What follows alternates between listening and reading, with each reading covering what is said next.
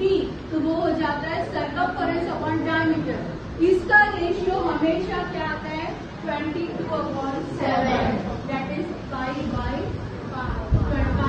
Constant हमेशा आएगा। क्यों आएगा और कैसे होता है ये इस चीज की आपको अपन देखेंगे, आप भी अपनी प्रैक्टिस करोगे। ठीक है, ये एक सर्कल बनाया है मैंने, ठीक है, इस सर्कल को का रेडियस मैंने लिया है 14 सेंटीमीटर।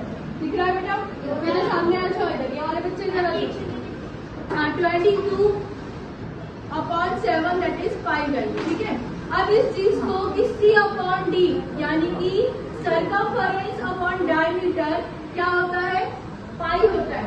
ये प्रूव करने के लिए अपन एक एक्टिविटी करेंगे। एक्टिविटी मीन सबसे पहले तो ये वेरिफिकेशन फॉर्मूले से किया है। फॉर्मूले से आप अलग अलग रेडियस का सर्कल बनाना।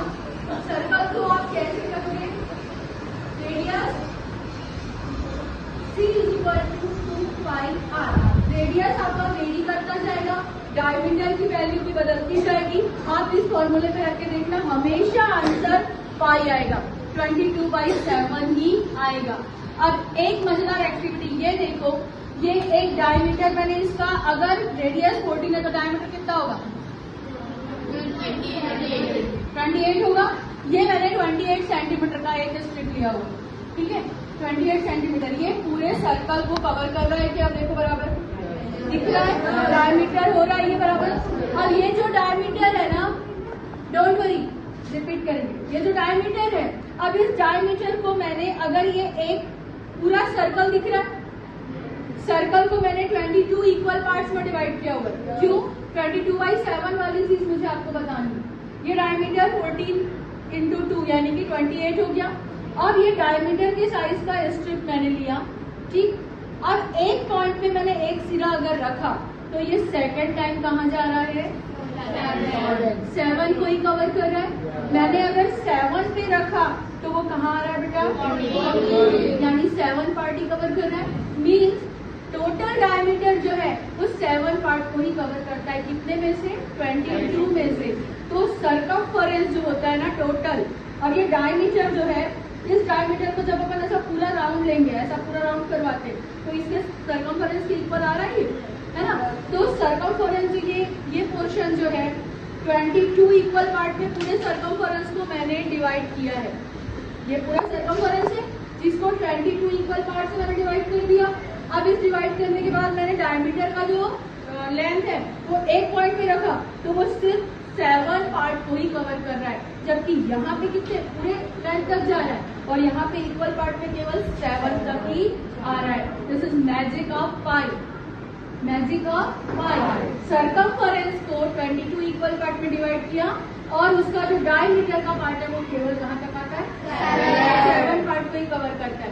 तो ये फॉर्मूले का वेरिफिकेशन और ये वाला वेरिफिकेशन, ये दोनों आप क्या करेंगे, अलग अलग रेडियस के सर्कल अपनी कॉपी पे बनाएंगे और उसके साथ ये वाला एक्टिविटी करके वेरीफाई करेंगे, ठीक है।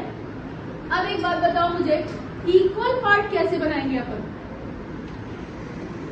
ये इक्वल पार्ट मैंने जो बनाया कैसे बनाए, कैसे बनाएंगे नहीं, आप देखो इसके लिए अपने को क्या करना पड़ेगा। इक्वल पार्ट यानी कि देखो जब ये कोई सर्कल है, ये अगर सर्कल है ना, तो मुझे इसको इक्वल 4 पार्ट में डिवाइड करना है तो मैं ऐसे बना लेती हूँ। लेकिन मुझे इक्वल 22 पार्ट्स करने हैं तो हमें क्या करना होगा, सेंटर में कितने डिग्री का एंगल बनता है 90। ये एक 90, ये 90, ये 90 और ये टोटल मिलके कितने हो गए 360 हो गए। अब इस 360 को मुझे कितने पार्ट में डिवाइड करना है कितने 22 ना, तो उसको मैं 22 से डिवाइड करती हूँ, 16 पॉइंट समथिंग आता है, ठीक।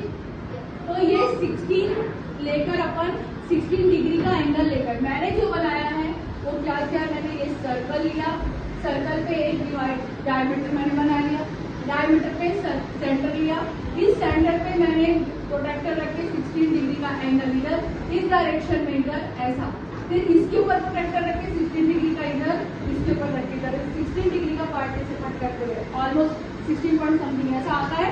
तो आप उसको ऐसे करके इक्वल 22 पार्ट्स में वो डिवाइड हो जाता है, ठीक है। अगर आप ऐसे डिवाइड करने जाओगे तो आप करके देखो होता है क्या, और नहीं देन ये वाले मेथड से आप उसको 16 डिग्री के रेफरेंस में आप डिवाइड करो। ये वाला जो लाइन है ये बनाएगा 10 सेंटीमीटर रेडियस का सर्कल, ठीक है। ये वाली लाइन बनाएगी 5 सेंटीमीटर रेडियस का सर्कल, और ये वाली बनाएगी 6 सेंटीमीटर रेडियस का सर्कल, और ये चीज को वेरीफाई करेगी फॉर्मूले के साथ। तो है क्या किया हमने, बात समझ में आई क्या करना है और क्यों करना है। देखो मैं क्या बोल रही हूँ, पाई यानी कि 22/7, पाई यानी कि क्या है, दैट इज कांस्टेंट। क्या है वो, कांस्टेंट होने का मतलब होता है कि उसका नंबर वेरी करता है। क्या वेरी करना, यानी अलग अलग होना होगा। क्या 22/7 फिक्स रहेगा, तो ये फिक्स है कि नहीं अपने को वेरीफाई करना है। रेडियस कोई भी हो, रेडियस जैसे ही चेंज होगा सर्कमफरेंस चेंज होगा, रेडियस बदलेगा डायमीटर बदलेगा, सर्कमफरेंस भी चेंज होगा कि नहीं, लेकिन 22/7 सेम रहेगा, वो चेंज होगा नहीं। सर्कमफरेंस और डायमीटर का रेशियो कभी भी बदलेगा नहीं, ठीक है, ये बात ध्यान रखना है। एक और बात, पाई की दूसरी वैल्यू क्या होती है, 3.14 बेटा। 3.14 को भी मैं आपको यहाँ से वेरीफाई करके बता रही हूँ। डायमीटर की लेंथ है ये, ठीक है।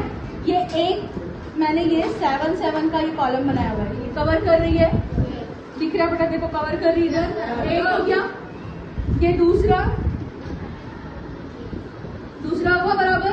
अब यहां से जब मैं इधर लाती हूँ तो पूरे तीसरे तक कवर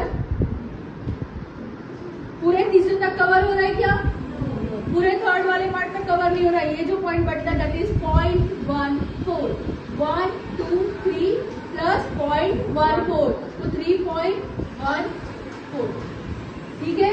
ये चीज भी वेरीफाई हो रही है इससे, डायमीटर वाली एक्टिविटी से ये भी वेरीफाई हो रही है कि पाई की वैल्यू कितनी हो रही है, 3.14 या 22/7। तो ये एक्टिविटी आज विशेष रूप से मैंने क्यों पढ़ाई आपको, क्योंकि आज वर्ल्ड पाई डे है, और पाई डे को एल्बर्ट आइंस्टीन का भी बर्थ हुआ था, ठीक है। वर्ल्ड पाई डे को होप